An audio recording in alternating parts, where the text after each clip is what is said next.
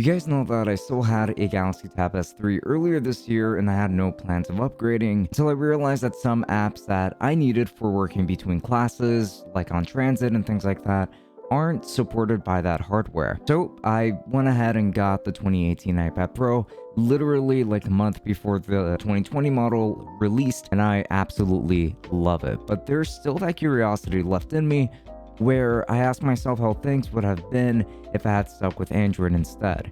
With that said, introducing the Samsung Galaxy Tab S7. Do I regret going to Apple? Let us go ahead and dive right in.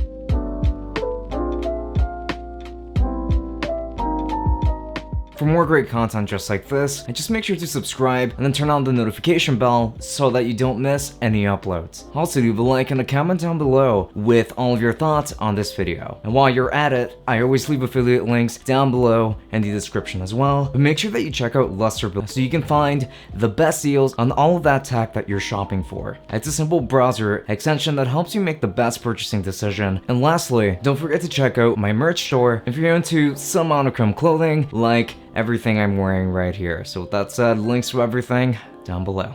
And as per usual, we're going to start off with an unboxing. So just go ahead and cut through the tape and lift up the lid to find the tablet itself covered in this nice protective cover. And take that off and you'll get your hands on the actual tablet. And then you can just put it aside. You find the S Pen, a power brick, the USB-C cable, and the instructions with the ejection tool as well. It's a pretty cool unboxing for sure. The exterior design consists of absolute greatness. I was genuinely surprised when I first held this tablet because it feels really sturdy, and the iPad Pro feels kind of light in comparison, so I have to commend Samsung here. This tablet is not only beautiful, thin, but also quite strong at the same time. It's pretty awesome. And on the right, you're going to find the sleep wake button, the volume rocker, and a micro SD card entry. And there's also going to be nothing on the left, for the exception of some pins for some currently unreleased accessories. And on the back, you've got two cameras and a terrible magnet for your stylus. Overall, this tablet is almost an engineering accomplishment. The S Pen is already included in the box, and it's actually quite nice. It's relatively small,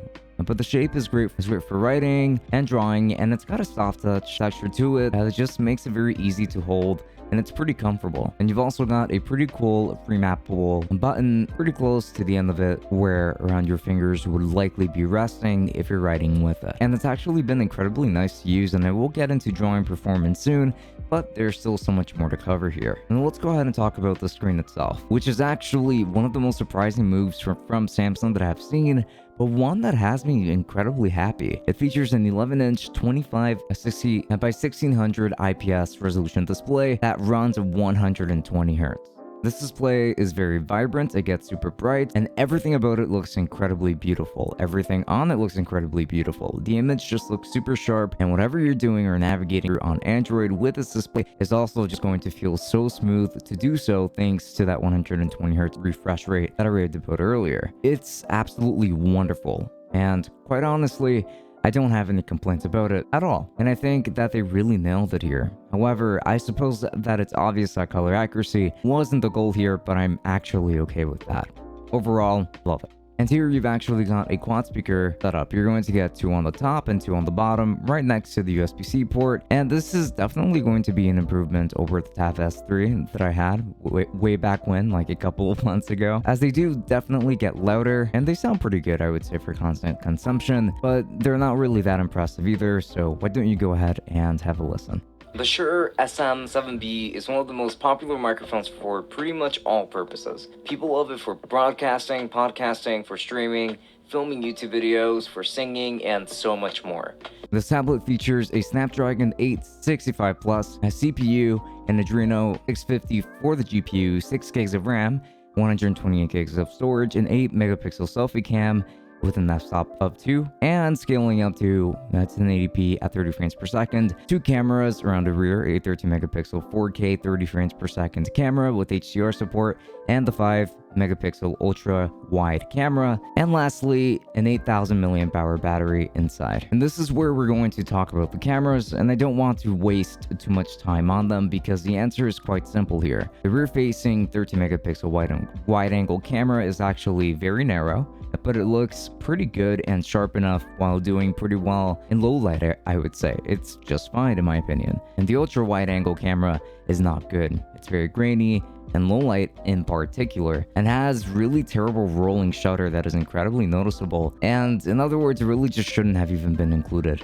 Now, the front facing camera is still pretty good and will do great for calls and things of the like, but maybe not for any kind of portrait shots or anything like that. It's maybe not meant so much for social media as it is just to be used as a communication device, I would say. But yeah, that's what I think about the cameras. Not so great, they're just fine. And now, I'm sure that a lot of you were here because you wanted to know about this tablet's drawing performance to see if it was actually good when it comes to drawing. Well, I went ahead and used Sketchbook Pro for all of my tasks, and I was actually really surprised with the performance here. The S Pen is capable of recognizing tilts, and it emulates what it would be like to shade from certain angles quite well, actually. I feel comfortable working on some nice pieces or sketches really on this display, and I find it even more comfortable than using the Apple Pencil on the iPad Pro. Palm injection is also pretty good, but it's not perfect. You might still get some hiccups here and there, but I really enjoyed the drawing experience on this display. The only thing is just that because this is a 16:9 screen, the aspect ratio makes this tablet feel so wide for drawing, and I felt cramped from the top and the bottom, but I got over it quickly really. I guess it's just a matter of getting used to that. Overall, yes, I would still recommend this for drawing for sure. Again, I like this more for drawing than I did the iPad Pro. And when it comes to other types of productivity apps like Photoshop Express, this is where we have a big issue. But let's go ahead and talk about it. And let's talk about how it performs here for now. It's great if you just want to make very simple edits. And the version of Photoshop that we have on the iPad is not available on Android, so this tablet is simply not suited for proper photo editing. However, let's be frank, you can't really use actual Photoshop on the iPad because that's not actual Photoshop. But anyway, unless you're happy with the iPad version of Lightroom, in that case, this works just fine, I think, as I believe that they do use the exact same version. So yeah, you might actually have a bit of fun here, and you can probably use this for some of your professional work, but only some of it, I think. I just don't think it's suitable for a lot of different types of workloads just because it lacks that software support. And when it comes to video editing, there aren't many options, so I really went with Premiere Rush. Everyone knows by now that I hate Premiere Rush, but performance is actually pretty good here. It's missing a lot of features to become a replacement to a lot of people for those desktop video editing apps, but I was surprised at its performance. It's actually pretty clean to edit here, and it's a shame that there aren't better apps for this on the Play Store because this tablet could probably benefit from just much better software overall, and I'm sure that it would make it a much better sell. And so we've come to this point in the video, the point where I list all of my complaints about this tablet, and I'm going to explain a lot of things that I referenced a little bit earlier. The magnet on the back of this tablet is incredibly weak and will barely hang on the S Pen, like at all. And not to mention that you need to position it just right where it won't stick at all. This is just bad design since most of the time you don't see where the magnet is unless you stop whatever you're doing and flip the tablet around in order to try and stick the stylus on there. It's a waste of time.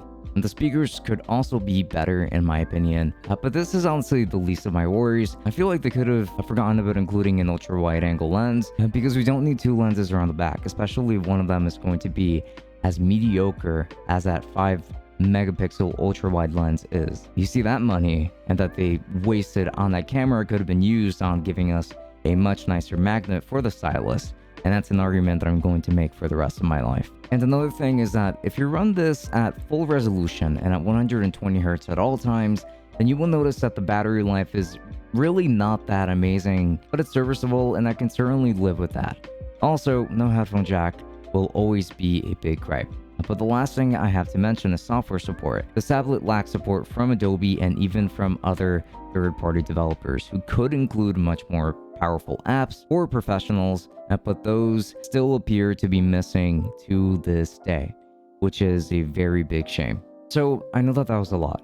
Trust me, I know. And I almost came across as if I didn't like this tablet, but that's not the case at all. And the body is beautifully designed. The screen is pretty fantastic, and they did the S Pen so well this time around, and included great hardware to go along with it too, in my opinion. It's just missing those pro apps to really make it a more viable solution, and some silly things here and there. As an artist, I would still buy this tablet if you're just drawing, for sure. Even over the iPad Pro actually, after having tested both of them, and that is a very bold statement to make, I think. I mean, hey, it is much cheaper too, so for many, this will be a great value. I guess that I'm really just a little bit sad that this tablet still isn't what it could have been, a true laptop or desktop replacement, but check again for the next model maybe, and hopefully things will be different. Would I recommend this tablet to a regular student? Absolutely. Wait for the keyboard attachment to be released, and you've got a great typing machine for school, I'm sure. But if you were hoping for something much more powerful, simply not here. And that's really my verdict there. However, if you're interested in purchasing this tablet, then I'll be making sure to leave affiliate links down to Amazon, and there are also going to be links to Luster in case you're trying to find yourself a sale. I think that this tool is going to be incredibly useful, so I strongly recommend that you use it. Links to that are going to be below. If you use any of my links, I get a small commission. That does help me run things just a little bit more smoothly around here, so I would appreciate that quite a bit. And also, don't forget that I stream every Friday and Saturday, usually from 8 p.m. to 10 p.m. Eastern time, so make sure to stop by. I would love to see you down there, especially if you have any questions about tech in general. I'd be more than happy to touch on that with you. So links to that are going to be below. You can also find links to my Twitter and my Instagram if you're curious for some updates. But with that said, this has been Francisco from Tech Summit. Thank you so much for watching, and I'll be comparing this with the iPad Pro soon, but yeah, enjoy.